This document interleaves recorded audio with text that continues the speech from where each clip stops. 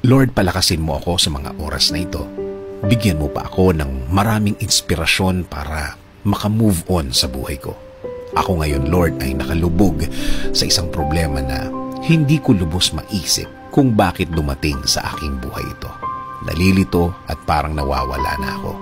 Parang walang makapitan. At alam kong walang makakaintindi ng aking kalagayan. Bigyan niyo po ako, Panginoon, ng guidance para malaman ko kung ano ang dapat kong gawin at kung ano ang dapat isipin.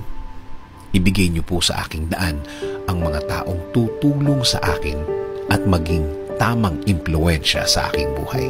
Taong nakareceive na din ng inyong pagpapala at ng inyong guidance at patuloy na nabubuhay ng tama na ayon sa inyong kalooban, Panginoon.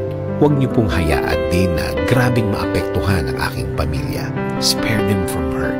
Patuloy niyo po silang protektahan. Patuloy niyo po silang i-lead sa tama at patuloy niyo silang alagaan, Lord. Alam ko, Lord, na nakikita niyo ang aking kalagayan. Nakikita niyo po kung paano ako nahihirapan. Huwag niyo po sanang hayaan na magtuloy-tuloy ang aking nararanasan, Panginoon. Kaya, Panginoon, patuloy niyong lagyan ng liwanag ang aking puso't isipan. Alam kong tutulungan mo ako ulit. Alam kong gagaan ang lahat ulit. Alam kong hindi na magtatagal. Darating na ang tulong niyo sa akin. Dasal ko, Lord, na patuloy mo akong bigyan ng lakas para sa araw-araw. Para mas maharap ko ang mga problemang ito.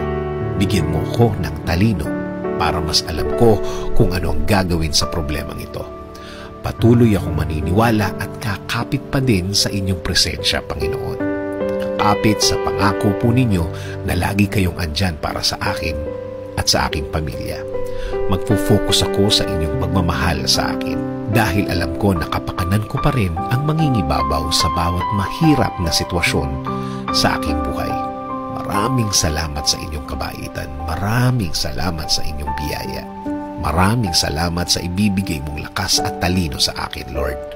Alam ko na lalakas na ako at tatalino sa mga araw at linggo na darating sa aking buhay. Itinataas ko din po ang aking bayan, Panginoon. Bigyan niyo po ng guidance at inspirasyon ang Pilipinas at mga Pilipino ngayon dito po sa aming bayan at mga Pilipino sa ibang bansa. In Jesus' name I pray. Amen. Sabi sa Psalm 46:1-3, God is our refuge and strength, an ever-present help in trouble. Therefore, we will not fear, though the earth give way and the mountains fall into the heart of the sea, though its waters roar and foam and the mountains quake with their surging.